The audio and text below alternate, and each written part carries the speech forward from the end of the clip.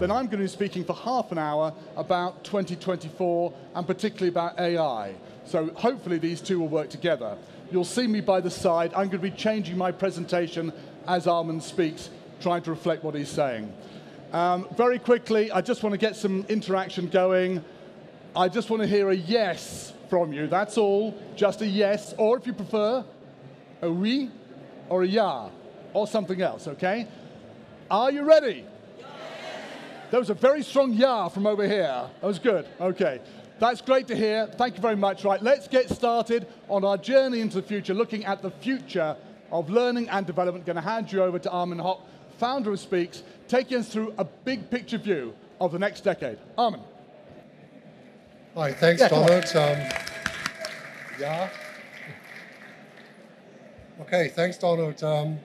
Let me start with the elephant in the room. When AI and automation hit the blue-collar world, lots of jobs were automated, lots of jobs were lost. In the US, automation technology has been the primary driver for income inequality for over the last 40 years. Male without a university degree lost 15% of their real income over the last 40 years due to automation, due to AI. It's quite amazing. So when you look at this here, there are some professions that seem to be pretty sure they will not be affected by AI during the next couple of years. We see lots of fear and skepticism around AI, and I don't think there is reason to believe that what happened to blue collar in the US and in the world will not happen to white collar now in the West. And we cannot really afford it. That's the problem. We cannot afford to leave people behind.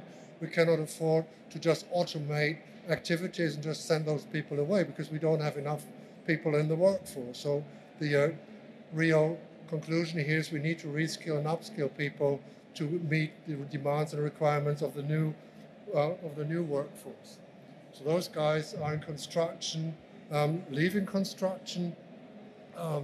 With what we see now in artificial intelligence is a pivotal change. It's completely new.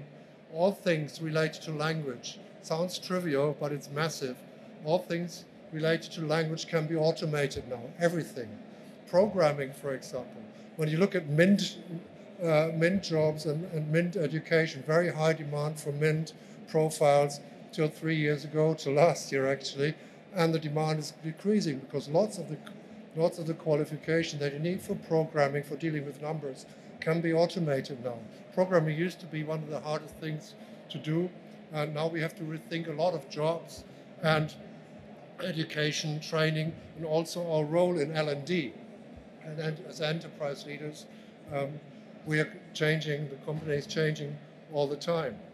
This is a statistic from the World Economic Forum, and they reckon that 62%, I don't know how they come to this, but 62% of work time involves in white-collar jobs involves language-based tasks, 62%.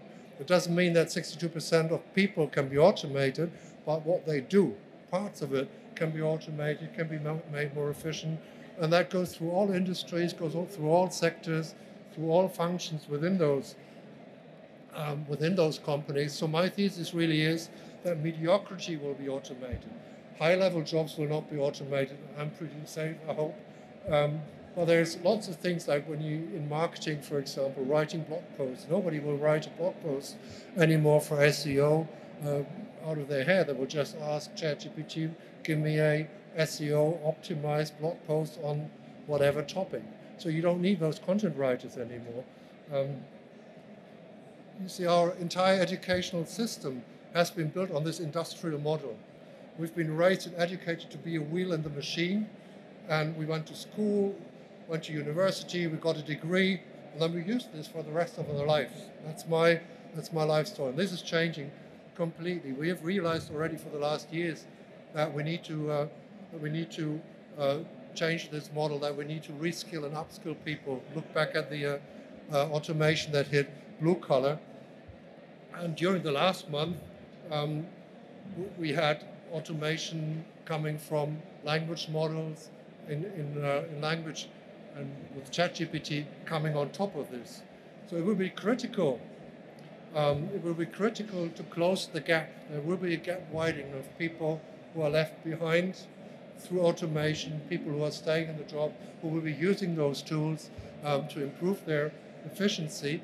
And it'll be critical to keep those people in the workforce because we cannot afford to leave people behind. There's just not enough of them. We use this slide a lot. It speaks. It's a race driver. His name is Sterling Moss. He famously survived. And what he said is, if everything is under control, you're just not driving fast enough. So I'm not asking you to drive faster than you can, but there's lots of truth in this because I've been working in the L&D industry for quite a long time now with as a provider, and I have to say, not always has there been an open response to technology, to change, to new things and innovation in the L&D community. It has changed a lot, but I think there's still room for acceleration. And when you look at what's happening now to your workforce, your business leaders will tell you you need to use this stuff to get more efficient. And I believe that L&D is at the junction of everything. L&D, the time for L&D is now. We've heard this so many times, probably every day, every time on this day, at this stage, somebody would have said, time for L&D is now. But I think today, or actually a year ago, it was the time for L&D. The time for L&D is coming because somebody has to put all the things together, and that's at the junction of learning and that's at the junction of learning and technology. That's where you sit. With the demographic deficit that we have, so people leaving the workforce, boomers leaving the workforce, and AI, again, we cannot leave the people behind just because they were being automated. So if you ask me for a vision of the next decade starts today. Actually, it started a year ago. So I was asked by the organizers to talk about a vision. And I've been in the industry for 25 years, so I don't feel I can really talk about a vision for the next 10 years. My first PC was an Apple IIe. This was my first encounter with artificial intelligence, a tool called ELIZA, which was a pattern matching thing by the godfather of AI, Joseph Weizenbaum. This comes from a CD-ROM that we did many years ago. The killer feature here was that you could see a dog wagging its tail while somebody was speaking English. So I realized I needed some fresh thinking and some help. So I asked our people in Speaks.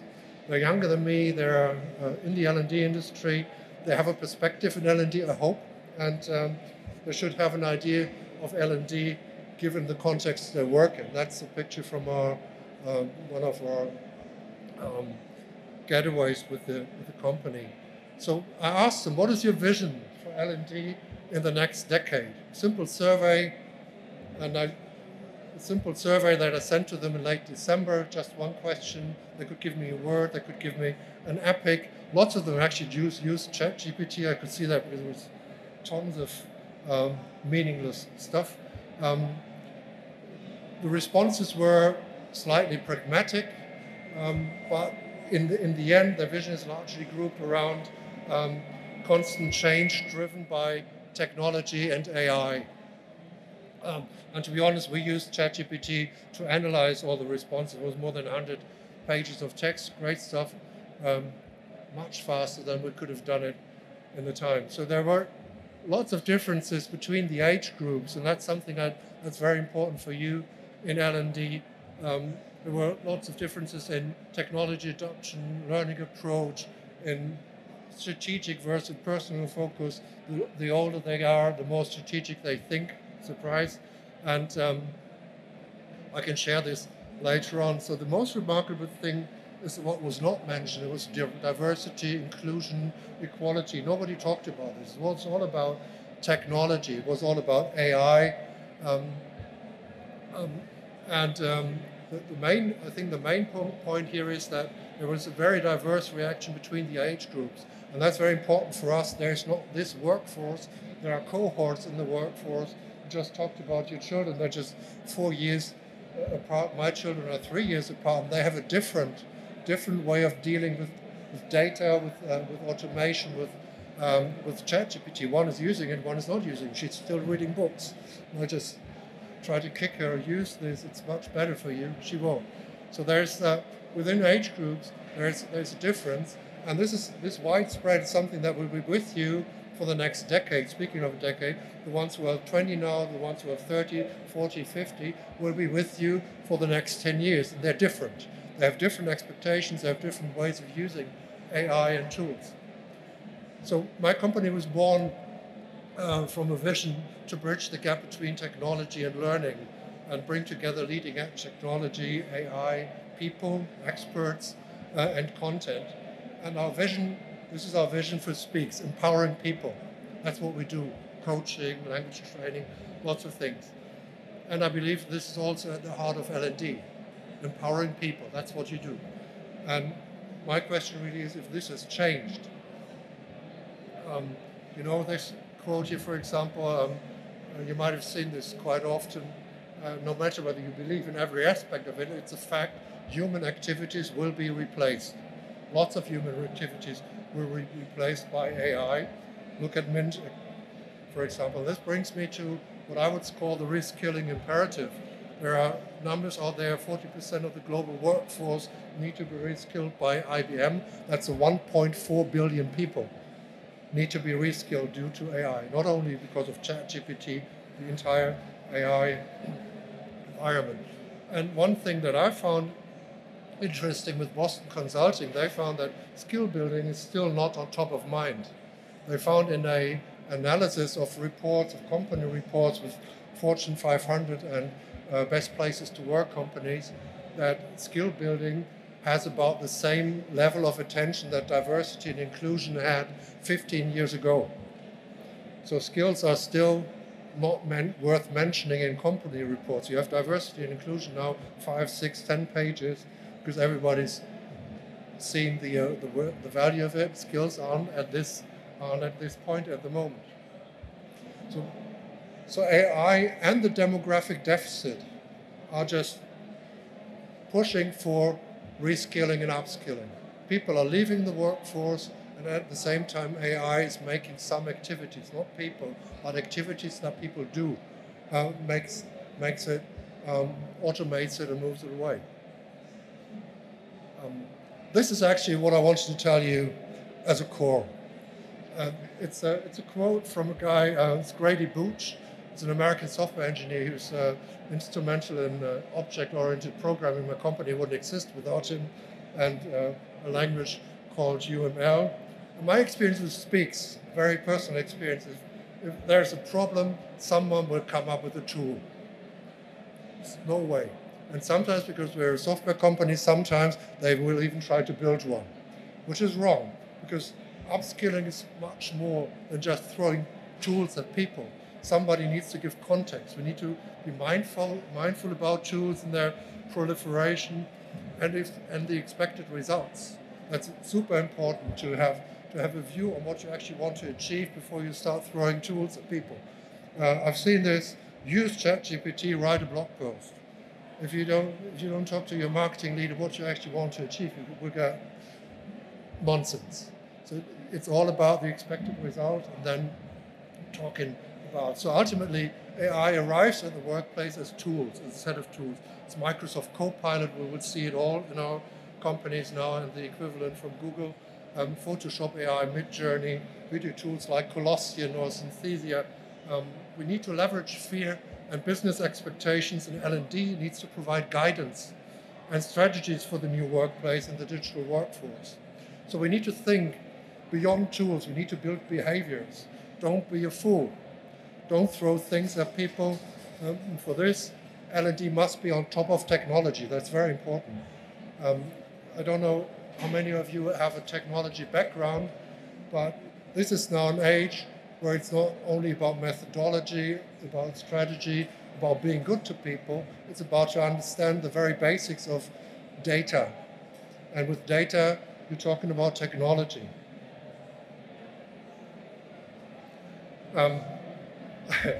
I famously quote Don here. I nicked this from his LinkedIn profile a couple of weeks ago. So the question is, has our role in L&D really changed? And I don't think it has. It's still the same. The tools are different. I totally agree with him. And he also says, don't panic about AI, but do start. Be fast, be agile, be quick. And you have not missed the boat. We did a survey in the webinar series that we did over the summer and the autumn with more than 4,000 L&D practitioners and about 2,500 responses there were. And it's at the bottom left here. And only 20% of them said they are actively using generative AI professionally. 20% of L&D professionals. Very astonishing number. That was just a couple of weeks ago. So you haven't missed the boat, but it's time to get on it. It's really important. What you need to understand, there is no AI without data. That's different. We're talking about software. You're buying software platforms, learning experience platforms, things like Speaks. We're all software providers. We're not data providers. And what you're facing now is data. It's not software. It's I think Josh Bersin once said that those companies are not software companies anymore. The AI companies, they're data companies. And that's something that you really need to embrace. You need to understand how data works, how databases, how all this technology works with data, not just learning experience platforms. And of course, it's skills first.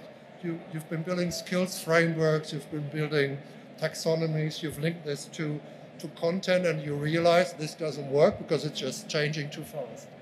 And so, and now we are at a point where you can use, like I used ChatGPT for analyzing 100 pages of wild responses to a question. You can use generative AI to analyze data, to get a skills taxonomy, to link taxonomies to expected results, to skills gaps, to identify skills gaps. This is where L&D will make a big difference in the future. And that leads me to another thing. You need to stop pushing courses, but I think that's a very common thing to say these days, and start building personalized experience. We've been talking about personalization for years, and we've been selling and buying products that came up with a promise of personalization, but it was always software. It was not data-based. It was always software that tried to find something in there. And today we are facing a new technology, just 12, 13 months in a new technology that really allows us to use data to super personalize learning experience and career pathing and career planning. So coming to an end, I think the most important thing is really getting back to my race driver. You need to stay curious, and you need to start now, and you need to be fast. My personal vision would be for providers in L&D to work together, because this is a completely new playing field. It's new to all of us. I have to admit, I've got this background in computational linguistics, but still what's happening now is new to me. It's unexpected. It's probably unexpected for you. So really working together here to find the best way for the people you work for is imperative. And we have to use AI to fight the demographic deficit, because otherwise people will just leave the workforce. You see in the US and some other societies what unhappy people are able to do to democracy, to society. So it's not only a business imperative, it's a social imperative. We need to keep those people in jobs that are worthwhile. And that's reskilling and upskilling. So we need to close the gap. We need to democratize learning. And you have to understand, and we all have to understand, that AI is the worst it has ever been. It will be better tomorrow. It will be better than tomorrow, the day after tomorrow. It will improve rapidly. What you've seen for the last 12 months will not stop. So you have to stay on top of this, because L&D is, as I said, at the junction of everything. and I think that I would like to see something like the open source idea working in L&D as well, changing and exchanging experiences, technology, bits of code, whatever that you use, GPTs, whatever you use, not just for your company, but with the entire community, because this is new and the people are being left behind as we speak. And again, it's a social thing as well. It's not just business. So for the next decade, I think reskilling and upskilling is the responsibility of every leader and manager. And you, as L&D, you need to be a technology leader. You need to become from a methodology leader. You need to move from method to really becoming a technology leader. There's no way to disseminate methods without technology these days. L&D will lead the way. It'll be skills first, measure, build skills frameworks, and super personalize everything. We need to think beyond tools. Don't be a fool. Don't just throw stuff at them, buy another platform and do this. Think about what you actually want to achieve, because the technology is completely agnostic. It will help you reach the goal once you know what you want to achieve. That's different from whatever we talked about so far. And use data. That's a very important point. You all use data these days for performance reviews and things in your learning management platforms, LXPs. This is data on steroids now. So you really need to be aware of what you can do with data, what the data can help you to do in empowering your people. And in the end, I think L&D will be in a position to bring together transformative technology, not just AI, any kind of technology with learning, exceptional content, and people and experts. I think it's very important to understand as well that I do not believe, and I have to believe this from a professional and a business perspective as well, but I don't believe that there's a way to use AI to totally replace people. There will be activities in L&D as well. There will be knowledge areas that are much better catered for with AI, but in the end it needs people to actually put things together, to make ends meet, and this is experts. So again, the time for L&D is now. I totally believe in this. Do not think in decades. I was very astonished to get this question. They asked me to talk about a decade from a personal point of view, and we've had this 1 year of rapid change, and they asked me to talk about a decade, which is a bit presumptuous, honestly. So start now, be curious, and be agile. And for me, the vision really remains the same. It's all about empowering people. The tools and the playing field are changing rapidly. They're very difficult to predict. Nobody would have known in October 22. In October 22, what would happen like just a couple of weeks later. Nobody would have known what has been developing out of this. So there's no real way of predicting it. Just be curious, stay curious. And I think that's what our job in L&D is all about. In the end, it's all about empowering people. So thank you very much. Let's get some questions. So if there are any questions, and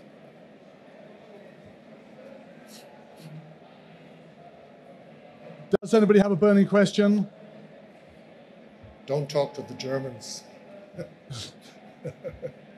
Okay, I'm going to ask a question because I've got so much I want to ask, and I'm going to ask the same question I asked earlier today.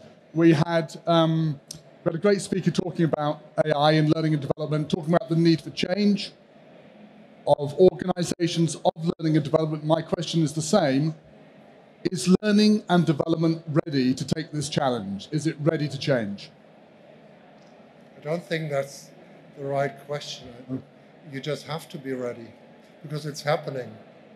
And again, as I said, you haven't missed the boat. It's not like there are secret learning and development societies that know everything and they don't tell you.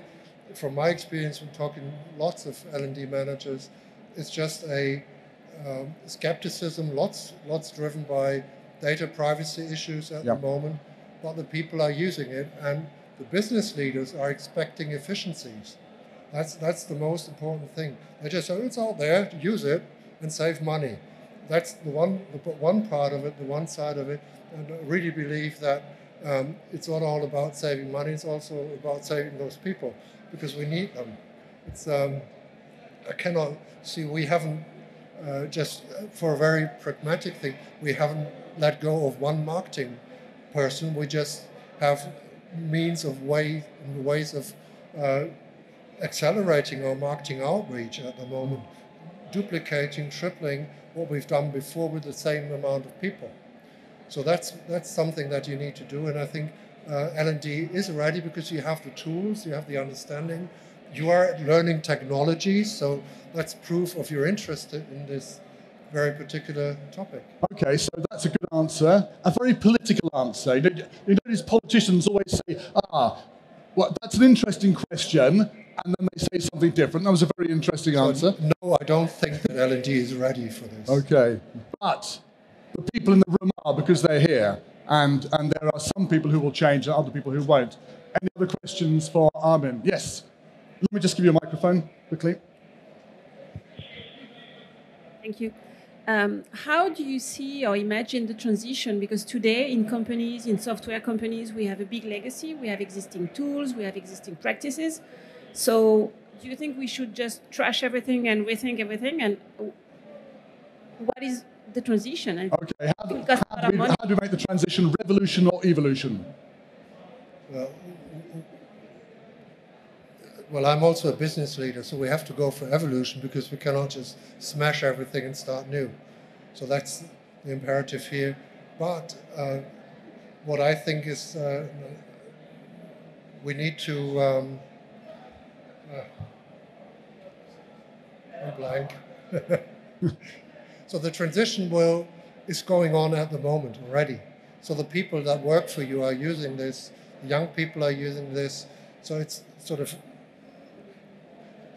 creeping into the company as well. At the same time, you have your business leader who will ask you for efficiencies, so that the transition is ongoing.